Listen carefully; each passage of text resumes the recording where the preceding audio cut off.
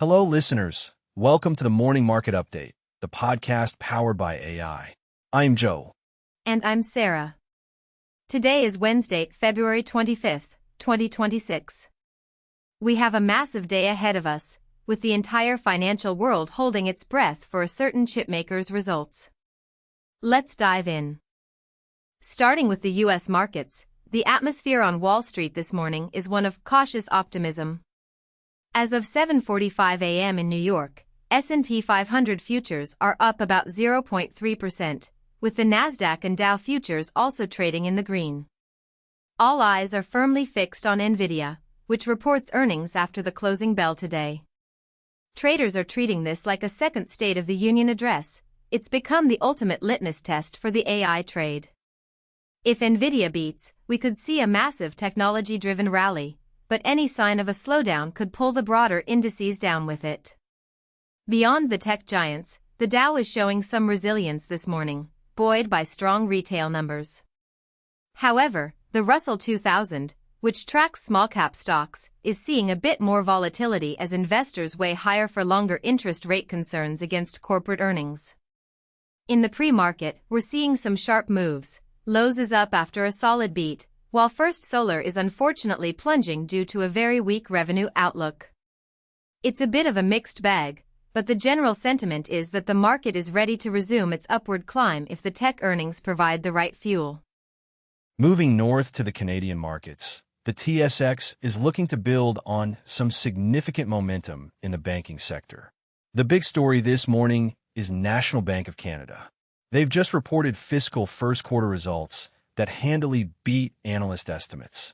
A lot of that strength is being attributed to their recent acquisition of Canadian Western Bank, which has significantly boosted their major business lines and expanded their footprint. We're also keeping a close eye on Desjardins Group. Their top executives have signaled a major expansion push into the rest of Canada, beyond their home base in Quebec. They're actively scouting for hires and potential deals in wealth management and capital markets to challenge the big five banks. On the commodity side, the TSX remains sensitive to the energy sector.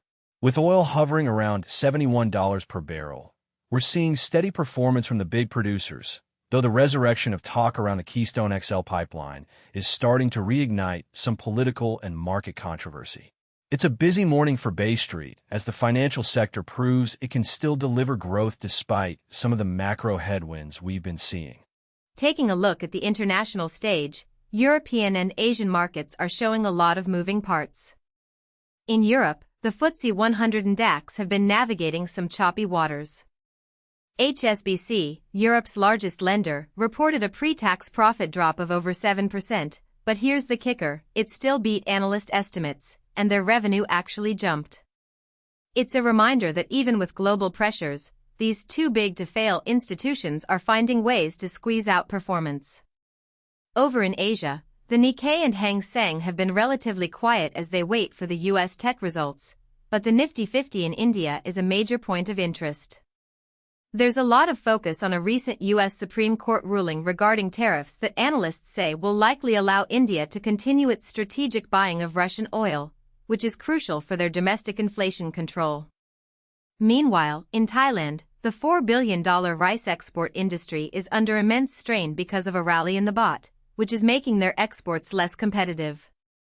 In the commodities and futures space, oil is steady at $71 as traders await those high-stakes nuclear talks between the U.S. and Iran scheduled for Thursday.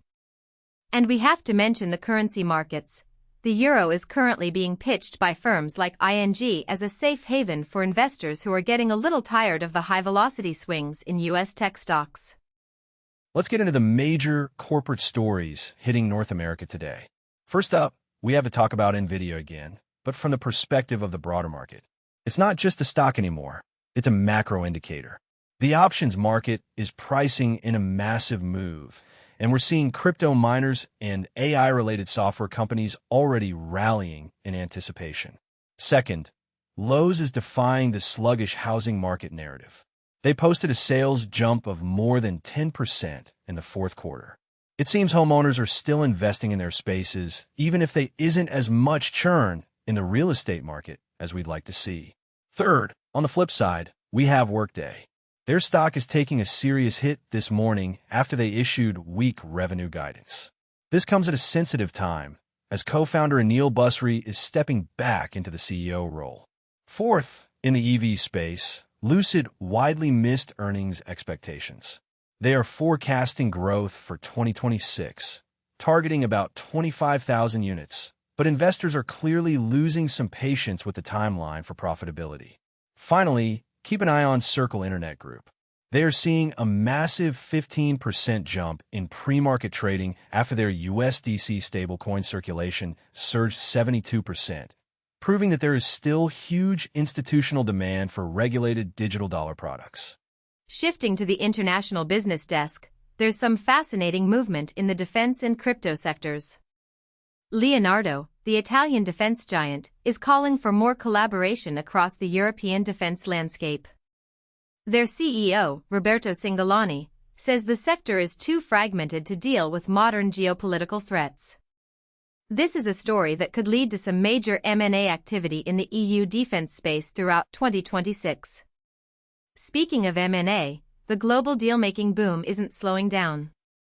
We're seeing an AI-sparked frenzy of mergers, although some analysts are warning that cash is getting a bit tight as financing costs remain elevated. In the crypto world, we're seeing a real divergence in regulation. While U.S. traders are chasing high-leverage products, the European Securities and Markets Authority is tightening the screws on perpetual contracts, essentially treating them like high-risk derivatives. And we can't ignore the energy fight in the East. Russia and Iran are reportedly slashing oil prices even further to secure market share in China, especially as India begins to pivot slightly away from sanctioned Russian crude.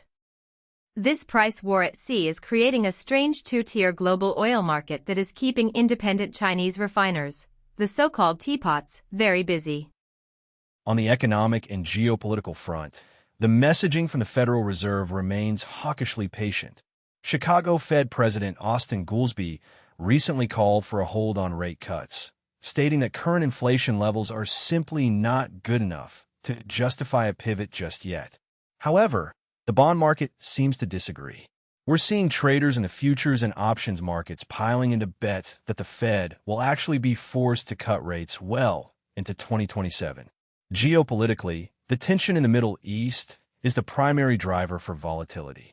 With a massive deployment of U.S. forces in the region and those upcoming Iran talks, the geopolitical risk premium is keeping a floor under oil prices.